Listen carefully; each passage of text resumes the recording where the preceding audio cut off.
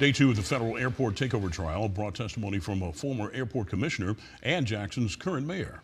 It's a case 3 on Your Side has followed for you for 10 years now. 3 on Your Side's Holly Emery joins us to break down today's testimony. Holly? Well, Courtney Ann Howard, Councilman Vernon Hartley testified first today defending the Airport Board Authority appointed by the late Mayor Chokwe Lumumba and questioning the state's motives behind Senate Bill 2162.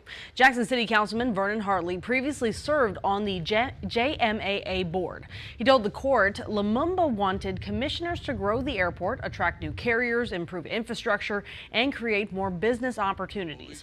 Hartley also said the board wanted Jackson to have a stronger voice in development involving the airport property. After court, Hartley said Lumumba's appointments were not based on race, but about finding qualified people here in Jackson. They can change the name of the airport. There's a lot of things that can be changed. And so, yeah, I'm concerned. Mayor Wally Evers is one of my personal heroes. I mean, we look at the national scale, we see some things going on there.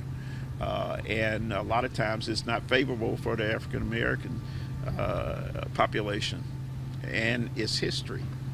So, yeah, things are possible like that. Change the name, change direction, change the contractors, change everything. Jackson Mayor John Horn also testified this afternoon. Horn, who was a state senator when this bill passed, told the court that race and partisanship played a role in the bill. He said lawmakers did not openly cite race, but repeatedly questioned Jackson's ability to govern. The state pushed back, pointing to concerns over fares, development, and Southwest Airlines leaving that airport. And tonight at 10, we'll have more from Horn's testimony, including why he says the airport bill fits a broader pattern of state actions targeting the city of Jackson. Holly Emery, 3 on Your Side.